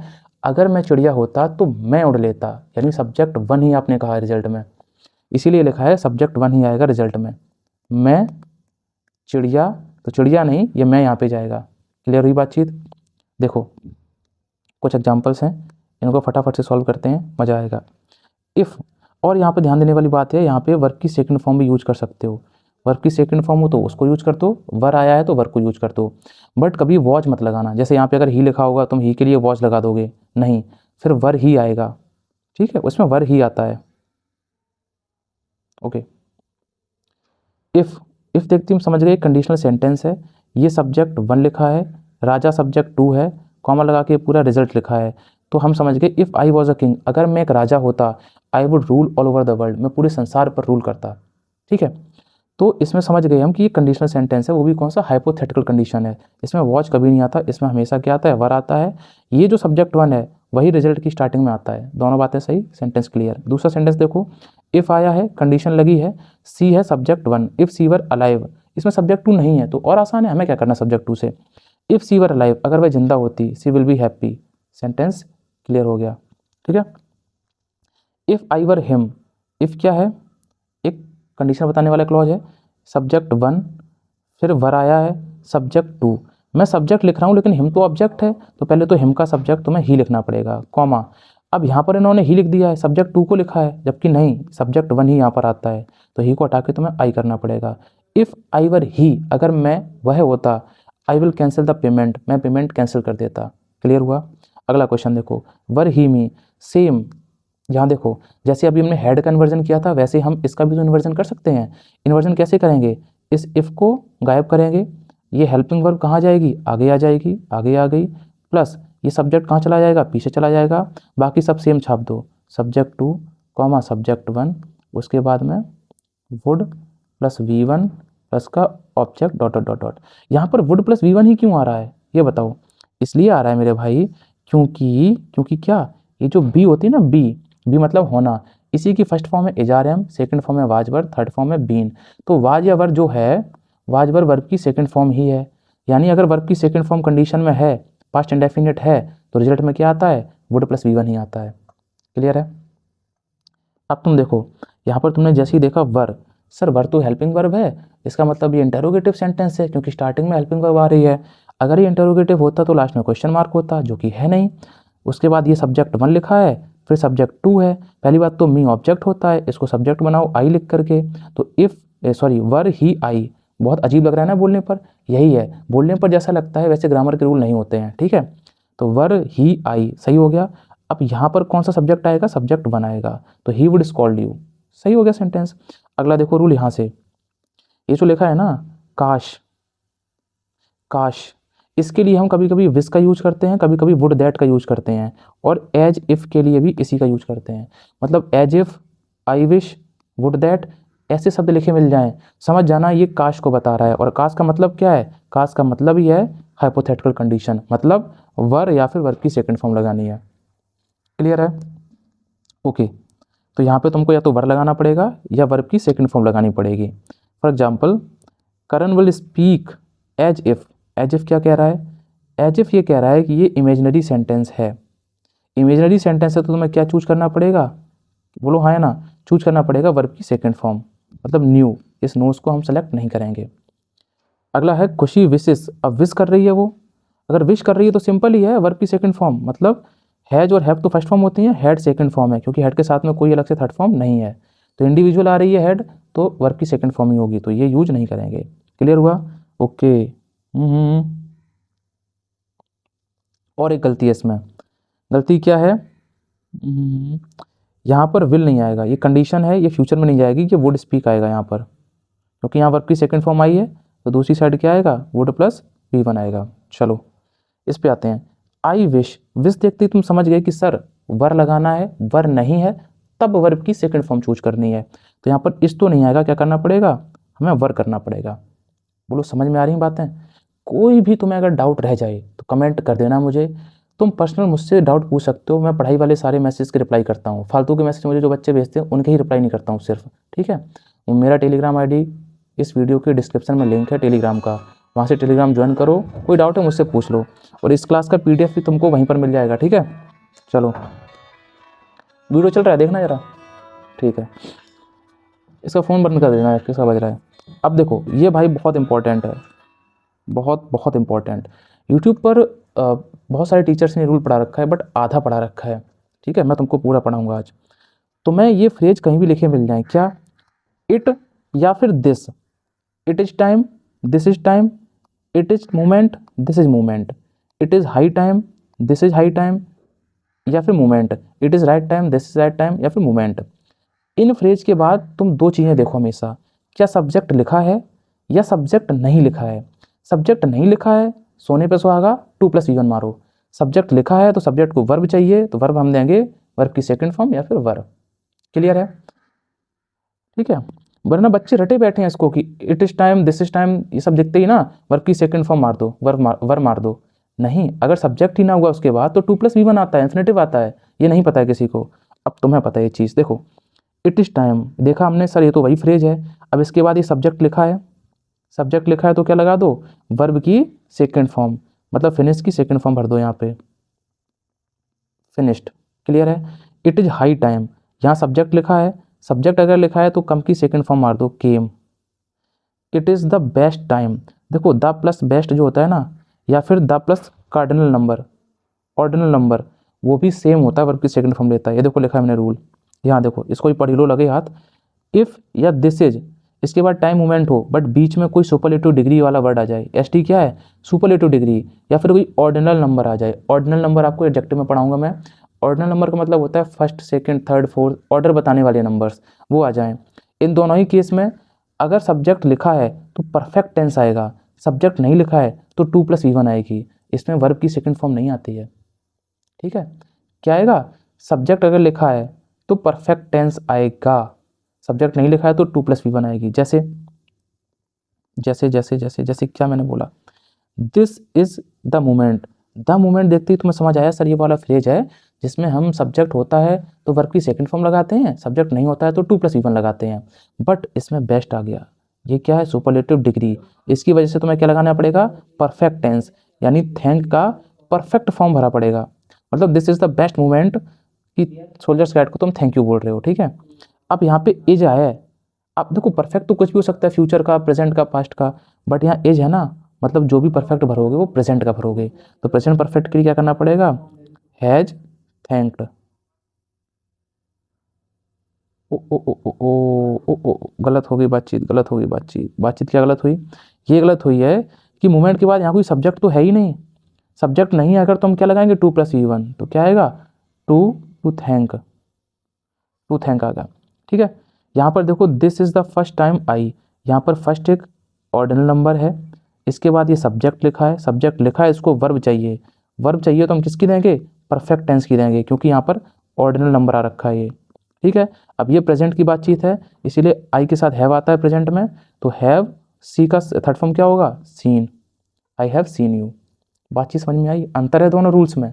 उसमें तो सिर्फ वर्ब की सेकंड फॉर्म या वर लगा रहे हैं, इसमें सब्जेक्ट है तो परफेक्ट टेंस लगा रहे हैं। बार बार इन रूल्स को पढ़ना मेरे भाई, बहुत ज़्यादा इंपॉर्टेंट रूल हैं ये। ठीक है, देखो यहाँ पे it was the second time, अब ये सेकेंड टाइम है, राजीव डैश कम लेट। अब it was the second time, ये वही फ्रेज आ गया। सेकेंड क्या है, सेकेंड अपने आप में एक ऑर्डिनल नंबर है, ऑर्डिनल है अगर तो परफेक्ट आएगा। वॉच क्या है, अच्छा इसके बाद क्या है, सब्जेक्ट दिया गया है, सब्जेक्ट अगर दिया गया है तो हम परफेक्ट टेंस लगाएंगे, क्योंकि सब्जेक्ट को क्या चाहिए, सब्जेक्ट को वर्ब चाहिए, वर्ब लिखनी पड़ेगी हमें, वर्ब लिखनी पड़ेगी तो परफेक्ट टेंस लगाना ही पड़ेगा तुम्हें। जब सब्जेक्ट नहीं होता है तो हमें वर्ब भी नहीं चाहिए तो हम इन्फिनेटिव लगा देते हैं, बट जब सब्जेक्ट लिखा है तो वर्ब चाहिए, इसीलिए हम सेकंड फॉर्म या वर्ब लगा देते हैं इस वाले केस में, और उसमें परफेक्ट टेंस लगाते हैं। यहाँ पे it was the second time, अब वॉच बता रहा है पास्ट को, पास्ट है तो पास्ट का परफेक्ट लगा दो, पास्ट परफेक्ट में क्या आता है, had third form, come came come, तो it was the second time Rajeev had come late. Clear है। This is high moment Karan, अब दिस इज हाई मोमेंट आ गया, देखो दिस इज हाई टाइम या मोमेंट, इसमें सिंपल ही है, कोई सुपरलेटिव नहीं है, कोई ऑर्डिनल नंबर नहीं है, तो दिस इज हाई टाइम या मोमेंट करण, ये सब्जेक्ट है। अब सब्जेक्ट है तो उसको वर्ब चाहिए, वर्ब चाहिए तो वर्ब की सेकंड फॉर्म लगा दो, तो एडजस्ट का क्या हो जाएगा, एडजस्टेड। बोलो क्लियर हो गया। बहुत इंपॉर्टेंट रूल है ये वाला भी और ये वाला भी, तो अच्छे से पढ़ो इसको। अब देखो थोड़ा और बेहतरीन लेवल पे हम चलते हैं, सम अदर कंडीशनल सेंटेंस। कुछ अदर, अदर क्या है, इफ़ के साथ में कंडीशन आएगी, कॉमा लग के रिजल्ट आएगा, बेसिक बात है, हमने अच्छे से समझ ली ये चीज़। ये अब जो रिजल्ट आएगा वो मूड पर डिपेंड करेगा, किस पर, मूड पर। तो मूड बताने के लिए मॉडल ऑक्सिलरी का यूज करते हैं, तो कभी कभी रिजल्ट में तुम्हें मॉडल ऑक्सिलरी वर्ब्स लिखी मिलेंगी, तो घबराना मत, वहाँ पर वो मूड को रिप्रेजेंट कर रहा है। जैसे जब बातचीत परमिशन देने की होगी तो मे या कैन का यूज करेगा, जब बातचीत जनरल सजेशन की होगी मतलब सुझाव तो शुड का यूज करेंगे, जब इंपॉर्टेंट बात हो गई तो मस्ट लगाएंगे, जब कोई ड्यूटी निभानी हो तो हैज टू या हैव टू लगाएंगे। तो अगर मॉडल्स लगे मिल जाएं, घबराना मत, उस रिजल्ट में मूड की बात हो रही। फिर फॉर एग्जाम्पल देखो, ये एग्जाम्पल एक बार अपने दिमाग से सॉल्व करो वीडियो को पॉज करके। देखो अब पहला question, if it rains, if के साथ में अभी तक जो मैंने पढ़ाया तुम वही रूल्स लगाओ सारे। इफ़ के साथ में क्या लगी होती है, कंडीशन। ठीक है, कंडीशन किस में है, कंडीशन है प्रेजेंट के इंडेफिनिट में, रिजल्ट किस में जाएगा, फ्यूचर के इंडेफिनिट में। तो विल कैंसिल, विल के साथ फर्स्ट फॉर्म, ठीक है अपने आप में। अगला है इफ़ के साथ में condition, you need my car, अगर तुम मेरी कार चाहते हो, comma you will take it, तो तुम इसको ले जाओ। सही है सेंटेंस अपने आप में। यहाँ पर देखो विल, ये विल भी मॉडल ही है, फ्यूचर इंडेफिनिट जो होता है वो भी मॉडल ऑक्सिलरी का ही पार्ट है, एक मूड बता रहा है। यहाँ पर लगा है मस्ट, मतलब if the baby feels fever, अगर बेबी को फीवर फील है तो अब यहाँ पर क्या हो गया, कंपलसरी बात होगी, ज़रूरी हो गई ना। मस्ट कब लगाते हैं हम, मस्ट लगाते हैं इंपॉर्टेंट बातचीत कोई हो, तो अब इंपॉर्टेंट है ना, अगर बेबी बीमार है तो डॉक्टर के पास जाना जरूरी है, जरूरी है तो मस्ट लगाया। फिर यहाँ पर विल भी लगा सकते हैं हम, बट ज़्यादा प्रेफर किसको करेंगे, मस्ट को। सही हो गया। इफ़ कंडीशन बताता है Raman applies for a loan, देखो इस साइड कंडीशन में कहीं पर भी फ्यूचर नहीं है, क्योंकि वो फ्यूचर में नहीं हो सकता है। रमन अप्लाइज, वर्ब की फर्स्ट फॉर्म मतलब प्रेजेंट इंडेफिनिट है, तो यहाँ पर क्या आएगा, फ्यूचर इंडेफिनिट। ठीक है। If Tarun takes my car, अगर तरुण मेरी कार लेता है, आई ही शैल इन्फॉर्म मी, तो वह मुझे बताएगा। शैल क्या है, रिस्पॉन्सिबिलिटी बता रहा है अब तुम्हें, कार लिए बतानी पड़ेगी। If you visit his home call him, अगर तुम घर विजिट कर रहे हो तो उसको कॉल करो। इसके बाद कौन सा रूल है, हाँ ये रूल पहले पढ़ लो तब वो क्वेश्चन तुम सॉल्व कर पाओगे। देखो अगर तुम्हें रिजल्ट में, देखो इफ़ के साथ में क्या आता है, कंडीशन आती है, कॉमा लगा के क्या आता है, रिजल्ट आता है। अगर रिजल्ट में इम्पेरेटिव सेंटेंस लिखा हो, इम्पेरेटिव सेंटेंस क्या है, वर्ब की फर्स्ट फॉर्म प्लस ऑब्जेक्ट, तो कंडीशन में शुड तुम्हें लगाना ही पड़ेगा, शुड प्लस वी1 लगानी ही पड़ेगी, ये रूल है। ठीक है, इसको याद कर लो। और इसी का इन्वर्जन करना हो, अगर इन्वर्जन बहुत आसान है, क्या, सबसे पहले इफ़ को गायब कर दो, इस शुड को आगे लिख दो, सब्जेक्ट को पीछे लिख दो, बाकी सारा सेम छाप दो। इन्वर्जन तो तुम समझ गए होगे अब। बट ये रूल याद रखना, अगर रिजल्ट में वर्ब की फर्स्ट फॉर्म के साथ ऑब्जेक्ट है, मतलब इम्पेरेटिव सेंटेंस है, तो फिर कंडीशन में क्या आएगा, कंडीशन में शुड ही आएगा। देखो इस सेंटेंस को, यहाँ पर वर्ब की फर्स्ट फॉर्म है, मतलब ये इम्पेरेटिव सेंटेंस है, कॉल हिम बुलाओ से, इम्पेरेटिव सेंटेंस है, तो फिर इसमें कंडीशन में यू शुड लगाना ही पड़ेगा तुम्हें, you should visit his home, should लगाना पड़ेगा। अगला है bring some snacks for me, result imperative sentence में है, ब्रिंग क्या है, वर्ब की फर्स्ट फॉर्म, वर्ब की फर्स्ट फॉर्म से शुरुआत हो रही है, मतलब वो इंपेरेटिव सेंटेंस है, तो तुम्हें कंडीशन में शुड लगाना पड़ेगा, तो you should go to market. अगला है इफ़ सी फेल्स इल, अगर वे बीमार पड़ती है, please call up the doctor, ये प्लीज़ रिक्वेस्ट दिखा रहा है, शुरुआत हो रही कॉल से, मतलब वर्ब की फर्स्ट फॉर्म। और प्लीज़ काइंडली वाले वाक्य भी इंपेरेटिव सेंटेंस ही होते हैं, अगर ये इंपेरेटिव सेंटेंस है तो कंडीशन किस में जाएगी, फिर शुड में जाएगी, तो सी शुड। अब मॉडल के साथ में हमेशा वर्ब की फर्स्ट फॉर्म आती है, मॉडल के साथ में वर्ब की फर्स्ट फॉर्म आती है, तो इसमें से एस हटाना पड़ेगा तुम्हें, ऐसे यस नहीं लगाएंगे। बोलो ये वाला टाइप क्लियर हुआ एक तुम्हें, मैं तुम्हें हर टाइप का स्टार्ट कर रहा हूँ। देखो बेसिक शुरुआत कहाँ से की थी, अब कहाँ तक पहुँच गए हैं, अभी बहुत चर्चा बाकी है। ठीक है, आओ भाई अब हम कुछ गहराई वाली बातें पढ़ते हैं। अब तक की जो बातें हैं वो लगभग सबने पढ़ी होती हैं, अब जो बारीक अंतर बता रहा हूँ ना, इनको अगर सीख लिया तो तुम एडवांस लेवल पे चले जाओगे कंडीशनल सेंटेंस के, फिर तुम एसएससी तक के पीवाईक्यू सॉल्व करने लग जाओगे। ठीक है, देखो हम पढ़ रहे इफ़ या फिर इन केस, तुमने देखा होगा दोनों को। इफ़ का मतलब होता है अगर, इन केस का मतलब होता है कहीं ऐसा ना हो कि, ये हिंदी है इसकी। रूल क्या कहता है, इफ़ के साथ में कंडीशन आएगी फिर रिजल्ट आएगा, ठीक है। इन केस के साथ में भी कंडीशन आएगी फिर रिजल्ट आएगा, मतलब इफ़ और इन केस लगभग सेम ही हैं, बस हिंदी अलग है। इन केस का मतलब होता है जब तुम्हें वार्निंग या अलर्ट देना हो, वार्निंग या अलर्ट देना हो। और क्या है, इफ़ वाले केस में कंडीशन पहले सोचते हैं, रिजल्ट बाद में सोचते हैं। जैसे तुम कोई भी एग्जांपल देख लो, अगर इफ़ वाला, देखो अगर इसको देखोगे, if the baby feels fever you must call the doctor, क्या तुम डॉक्टर के बारे में पहले ही सोचने लगोगे, सब कुछ घर में अच्छा चल रहा है, कोई बीमार नहीं है, तो क्या तुम पहले ही डॉक्टर के बारे में सोचने लगोगे, नहीं, पहले कोई बीमार पड़ेगा तब तुम डॉक्टर के बारे में सोचोगे, मतलब पहले कंडीशन होगी फिर रिजल्ट के बारे में सोचोगे इफ़ वाले केस में। जबकि मैं बात करूँ इन केस की, तो इन केस कहता है पहले रिजल्ट सोचते हैं, रिजल्ट के बारे में, बाद में कंडीशन होगी। अभी एग्जाम्पल से क्लियर हो जाएगा। और इसका यूज करते हैं वार्निंग या अलर्ट देने के लिए। चलो देखते हैं एग्जाम्पल्स को। देखो if he fails in his exam, अगर वह अपने एग्जाम में फेल हो जाता है, कलर चेंज कर लेता हूँ मैं, अगर वह एग्जाम में फेल होता है, he will work in his father shop, तब वह अपने पापा की दुकान में काम करेगा। तो इसमें एक बात बताओ, क्या वह पहले ही पापा की दुकान में काम करने लगेगा, नहीं, पहले वो एग्जाम देगा, अगर वो फेल हुआ तब उसको ये फल मिलेगा कि पापा की दुकान में काम करे वो।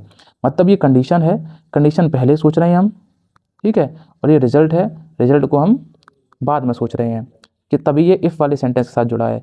जबकि इन केस में क्या है, एक तो हम वार्निंग देते हैं, इन केस इट रेन्स, अगर वर्षा होती है, he will carry a raincoat, तो वह रेनकोट ले जाएगा। अब आसमान में बादल छाए हुए हैं, सोचना, तो क्या वर्षा होने का इंतजार करेगा वो? पहले घर से निकला, बाजार गया, अब बाजार में वर्षा हो रही है, तो फिर घर आएगा रेनकोट लेके जाएगा? नहीं, एक्चुअली रिजल्ट के बारे में हम पहले ही सोच कर चलते हैं, तो रेनकोट वो पहले ही कैरी करेगा, मतलब ये चीज़ तो पहले हो जाएगी, ये कंडीशन है। बट इसको यूज वो तभी करेगा जब बारिश होगी, बट रिजल्ट को पहले ही सोच लिया उसने, तो इस केस में इन केस आता है। बोलो समझ आया? तो अब एक माइक्रो टेस्ट आपके सामने है, 4 क्वेश्चन का, वीडियो पॉज करो, इनमें से चूज करो कहाँ क्या भरोगे तुम। चलो देखते हैं। यू नीड मनी, अगर तुम्हें पैसे की ज़रूरत है, you can carry my debit card, तो तुम मेरा डेबिट कार्ड ले जा सकते हो। एक बात बताओ तुम मुझे, अगर तुम मार्केट जा रहे हो शॉपिंग करने के लिए, तो वहाँ पर तुम डेबिट कार्ड घर से लेके जाओगे या वहाँ पर दूसरा डेबिट कार्ड लोगे? तुम्हें अगर पैसे की ज़रूरत पड़ेगी तो तुम डेबिट कार्ड घर से पहले लेके जाओगे ना, मतलब ये जो रिजल्ट है वो पहले सोचना पड़ेगा, तुम्हें पहले लेके जाना पड़ेगा, पहले डेबिट कार्ड ले जाओगे, और बाद में अगर ज़रूरत पड़ती है, ये कंडीशन है बाद में, अगर बाद में ज़रूरत पड़ती है तो पैसे निकाल लोगे। तो जब रिजल्ट पहले सोचना हो तो क्या लगाएंगे? In case. अगला है you need money, you can ask for it. देखो सेम सेम लग रही सेंटेंस, बहुत बारीक अंतर है, कोई नहीं पढ़ाएगा तुम्हें ये चीज़। अगर तुम्हें धन की ज़रूरत है तुम मुझसे मांग सकते हो, तो इस केस में क्या है, कंडीशन पहले होगी, मतलब पहले ज़रूरत पड़ेगी, बाद में मांगोगे तुम, तो रिजल्ट किस में जाएगा? बाद में। इसमें क्या लगाना पड़ेगा? इफ़ लगाना पड़ेगा। बोलो कैसा लगा, मज़ा आया? अगला है देखो, he will claim the policy, वो पॉलिसी क्लेम करेगा, he meets with an accident, अगर वो एक्सीडेंट हो जाता है उसका, तो वो पॉलिसी क्लेम कब करेगा? जब रिजल्ट हो जाएगा, मतलब रिजल्ट पहले, कंडीशन बाद में। मतलब ये कि पहले एक्सीडेंट होगा उसका तभी वो पॉलिसी क्लेम कर पाएगा, मतलब रिजल्ट पहले सोच रहे हो तो वो in case. Raman will be happy, Raman खुश होगा, ईसा हेल्प्स हिम, अगर ईसा उसकी हेल्प करती है। अब इसमें देखो, ये देखो, Raman will be happy, Raman खुश होगा, ये उसका रिजल्ट है। कंडीशन क्या है? अगर ईसा उसे हेल्प करती है, ईसा हेल्प करेगी तब रमन खुश होगा, मतलब कंडीशन पहले हो रही है। भाई पहले कोई इंसान किसी की हेल्प करेगा ना, तभी तो वो जाके खुश होगा। बोलो हाँ या ना?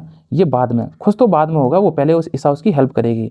जब कंडीशन पहले सोच रहे हो तुम, तो फिर इफ़ को चूज करोगे, इन केस को नहीं चूज करोगे। बोलो क्लियर हुआ ये? तो क्लियर हो गया है तो आ जाओ प्रोवाइडेड दैट पे। एक और बेहतरीन वर्ड है आपके सामने जिस पर बेस्ट क्वेश्चन आते हैं। प्रोवाइडेड दैट बताता है स्पेसिफिक कंडीशन को। You can apply for this post provided that you have done graduation, मतलब जब तुम्हें स्पेसिफिक चीज़ बतानी हो कोई, वहाँ पर इफ़ नहीं, प्रोवाइडेड दैट हम ज़्यादा सुटेबल करते हैं, और इसकी जगह तुम ओनली इफ़ भी लगा सकते हो। तुम तभी अप्लाई कर सकते हो पोस्ट के लिए जब तुम्हारी ग्रेजुएशन हो रखी है, बस इसका इतना ही रूल है। प्रोवाइडेड दैट का मतलब क्या है? जब स्पेसिफिक कंडीशन बतानी हो, और प्रोवाइडेड दैट ओनली इफ़ के बराबर है, बस 2 चीज़ें जान लो तुम। अगला है व्हाट इफ़ या सपोज। इसमें बहुत इंपॉर्टेंट चीज़ ये है कि सपोज के साथ, देखो सपोज में, यहाँ देखो सपोज के अंदर पहले से इफ़ छिपा हुआ है, चाहे व्हाट इफ़ बोल दो चाहे सपोज बोल दो, सपोज के अंदर इफ़ छिपा हुआ है, तो हम सपोज के साथ अलग से इफ़ नहीं लगाएंगे, ये रूल है। जबकि लगा के देखा एग्जाम में, अगर इफ़ लगा दिया ना तो वो गलत है, सपोज के साथ इफ़ नहीं आएगा, सपोजिंग इफ़ कभी नहीं आएगा, क्योंकि सपोज के अंदर इफ़ है। हिंदी क्या होती है? मान लो या फिर मानो। For example suppose if, suppose के साथ कभी इफ़ नहीं आता है। सपोज ही कम्स लेट, देखो suppose, what if, provided that, only if, ये सब, इन सबको ना दिमाग में इफ़ की तरह मानो, जो इफ़ का काम है वही इन सब का काम है, बस तरीका बदल गया है। तो सपोज को तुम इफ़ मानो, अगर यहाँ इफ़ लिखा होता तो इफ़ के साथ में क्या थी? ये कंडीशन थी। कंडीशन किस में है? प्रेजेंट इंडेफिनिट में। भाई कम्स है ना, वर्ब की फर्स्ट फॉर्म में ऐसे ही है, तो रिजल्ट किस में जाएगा? फ्यूचर इंडेफिनिट में। देखो विल आ गया है, सही है सेंटेंस। सपोज के साथ इफ़ नहीं आएगा, सपोज को तुम मानो कि यहाँ इफ़ ही लिखा है, ठीक है, इफ़ वाला काम कर रहा है, तो ये कंडीशन है। कंडीशन किस में है? He retaliates, what will you do, ये फ्यूचर में है, सही सेंटेंस। सपोजिंग के साथ भी इफ़ नहीं आएगा, तो यहाँ सपोजिंग भी नहीं आएगा, क्या करो? Suppose he slept early, verb की सेकंड फॉर्म। अब कंडीशन में सेकंड फॉर्म है तो रिजल्ट में क्या जाएगा? Would plus V1, sentence correct हो गया। ये भी क्लियर हो गया होगा तुम्हें। चलो आगे बढ़ते हैं और लो बेहतरीन तरीके। एज सून एज और एज लॉन्ग एज, इनका अंतर समझो। एज सून एज बताता है इमीडिएट एक्शन को, समय के रिस्पेक्ट में, और ये भी समय के रिस्पेक्ट में बताता है पर ड्यूरेशन को। एज लॉन्ग एज, कहाँ से लेके काम कहाँ तक चला है, ठीक है। और एज सुन एज क्या बताता है कि as soon as I am teaching you, जैसे ही मैं तुम्हें पढ़ा रहा था तुमने वीडियो लाइक कर दी, मतलब ये पॉइंट ऑफ टाइम पे हुआ है, ठीक है। और एज लॉन्ग एज का मतलब क्या है, जितनी देर मैंने पढ़ाया उतनी देर तुमने कंसिस्टेंसी के साथ लिखा उस चीज़ को, वो एज लॉन्ग एज में आएगी। और वीडियो को तुरंत लाइक किया है तो वो एज सून एज पे आएगी, ठीक है। एग्जाम्पल से देखते हैं चीज़ें, एग्जाम्पल से बेहतर तरीके से समझ में आती हैं बातें। As soon as he come here, वह यहाँ आता है। अब एज सून एज को तुम दिमाग में इफ़ मान के करो, इफ़ यहाँ पर क्या लिखा है, ये इफ़ ही लिखा है, तो इफ़ के साथ में क्या आती है, कंडीशन, मतलब ये कंडीशन है। कंडीशन किस में है, प्रेजेंट टेंस में। रिजल्ट किस में जाएगा, फ्यूचर टेंस में, क्योंकि ही, एक सेकेंड, कम नहीं, यहाँ पे करो comes here. If he comes here present tense में है। His son run away, run away नहीं आएगा, क्या आएगा, will run away, will run away, okay. अगला है, हाँ इसका मतलब तो समझ लो अब, as soon as he comes here, जैसे ही वह यहाँ आता है उसका बेटा भाग गया, मतलब जैसे ही जिस पॉइंट पे वो घुसा, गेट खोला, बेटा तुरंत भाग गया, मतलब ये पॉइंट ऑफ टाइम के लिए इमीडिएट एक्शन हुआ है यहाँ पर, ठीक है। तो ये एज सून एज का हो गया। अब एज लॉन्ग एज का मतलब क्या है, as long as he drove his car, ये वर्ब की सेकंड फॉर्म है, जितनी देर तक उसने कार चलाई। His son played on mobile phone, उसका बेटा मोबाइल फ़ोन पे, ये रिजल्ट है ना, ये किस में जाएगा, वुड प्लस V1 में, पहली बात would play. As long as he drove his car, जितनी देर तक कार चलाई, ये ड्यूरेशन बता रहा है, उसका बेटा उतनी देर तक मोबाइल फ़ोन पे खेला है, ठीक है। अब बताओ इनमें क्या क्या भरोगे तुम। The officer get angry, the peasants would be silent, मतलब जैसे ही ऑफिसर एंग्री हुआ, जो किसान थे वो साइलेंट हो गए, मतलब ये पॉइंट ऑफ टाइम वाली बात है, इमीडिएट एक्शन वाली बात है। कभी कभी होता है ना क्लास में टीचर जैसे ही चिल्लाता है बच्चे सारे शांत, तो वो इमीडिएट एक्शन के लिए हम क्या यूज करते हैं, एज सून एज। अगला है it rained we stayed indoors, यानी जब तक बारिश हुई तब तक हम घरों में रहे, ये इमीडिएट एक्शन नहीं है, ये ड्यूरेशन बता रहा है। 2 घंटे बारिश होगी तो हम 2 घंटे घर में रहेंगे, तो जब ड्यूरेशन बताए तो हम क्या लगाएंगे, एज लॉन्ग एज। बोलो समझ आया। अगला सेंटेंस देखो, द सिग्नल टर्न्स रेड, जैसे ही सिग्नल रेड हुआ द ट्रैफिक विल वेट, तो ट्रैफिक वेट करेगा। एक बात बताओ, सिग्नल के रेड होती ट्रैफिक वेट करता है, या फिर जब तक सिग्नल रेड रहता है तब तक ट्रैफिक वेट करता है। तो आप कहोगे जब तक ट्रैफिक सिग्नल रेड रहता है, मतलब उस ड्यूरेशन के लिए, तो ड्यूरेशन के लिए क्या लगाना पड़ेगा, एज लॉन्ग एज। जब ड्यूरेशन की बात है तब एज लॉन्ग एज लगाना है। अगला है द सिग्नल टर्न ग्रीन, जब सिग्नल ग्रीन हो जाए द ट्रैफिक विल फ्री। देखो दोनों सेंटेंस का स्ट्रक्चर सेम लग रहा है बट अंतर बहुत है इसमें। जब तक सिग्नल रेड रहता है तब तक ट्रैफिक रुका रहता है, बट जैसे ही सिग्नल ग्रीन होता है ट्रैफिक चलने लगता है। तो सिग्नल का ग्रीन होना और ट्रैफिक का चलना इमीडिएट एक्शन है, तो यहाँ पे क्या लगाना पड़ेगा, as soon as, as soon as the signal turn green the traffic will free. बोलो समझ आई बातचीत। चलो आगे बढ़ते हैं। कितनी स्लाइड है, 2 स्लाइड और बची हमारे पास, बस खत्म कंडीशनल सेंटेंस, ठीक है।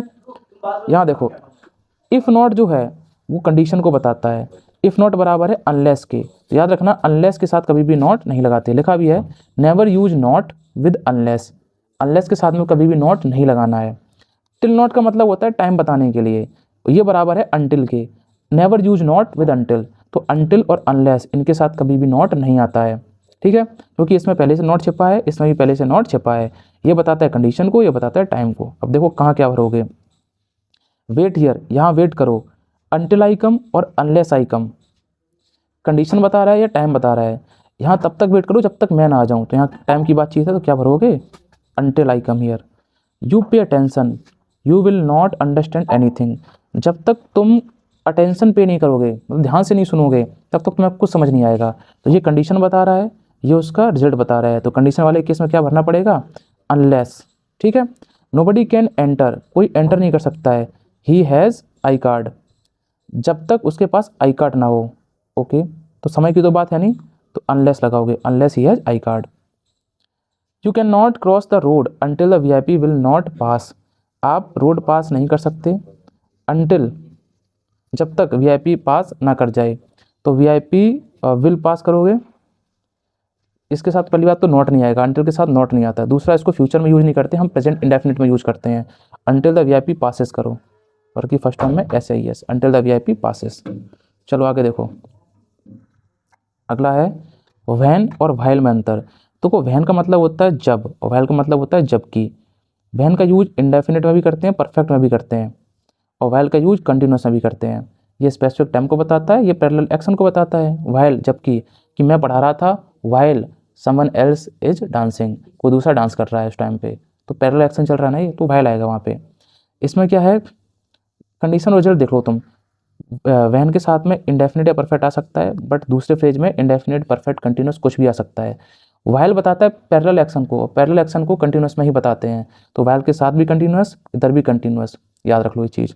देखो, when he came here he was tired, जब वह यहाँ आया थका हुआ था, तो वैन के साथ कोई दिक्कत नहीं, कोई भी टेंस चल जाएगा। While the baby was sleeping Karan was watching the TV, ये पैरेलल एक्शन, ये पैरेलल एक्शन। जब बेबी सो रहा था तो करण टीवी वॉच कर रहा था, सही है। वैन रवि वॉज ड्राइविंग, देखो वैन के साथ में कंटिन्यूस कभी नहीं आता है। ईसा वॉज रीडिंग अ बुक, यानी कार है, कार में रवि बैठा चला रहा है, एक कंटिन्यूस एक्शन चल रहा है कार चलाने का, दूसरा है उसी कार में ईसा बैठी और किताब पढ़ रही है, ठीक है। ये कहीं और बैठ के ही पढ़ सकती है, बट है ये पैरेलल एक्शन, तो कंटिन्यूस केस में क्या लगाओगे, while. She was listening to song while Raman enter the room, जब रमन रूम में एंटर करता है, यहाँ कोई पैरेलल एक्शन नहीं है, यहाँ पर है एक पॉइंट ऑफ टाइम का, स्पेसिफिक टाइम का, ये पढ़ो स्पेसिफिक टाइम का, तो वाइल नहीं आएगा, यहाँ पर क्या आएगा, वहन रमन एंटर द रूम, जब रमन एंटर किया तो वह गाना सुन रही थी। While she has finished her work, तो वाइल के साथ में कंटिन्यूस आता है, यहाँ पे हैज लगा रखा है, एक गलती। सी विल गो टू मार्केट, वह मार्केट जाएगी, तो यहाँ पैरेलल एक्शन नहीं है, स्पेसिफिक टाइम है कि वैन, जब he has finished her work, she has finished her work, अपना काम खत्म कर लेगी तो वो मार्केट जाएगी। क्लियर है इसमें, चलो। तो ये भाई यहाँ पर समाप्ति होती है, मैं थोड़ा सा एक पेज ले लूँ।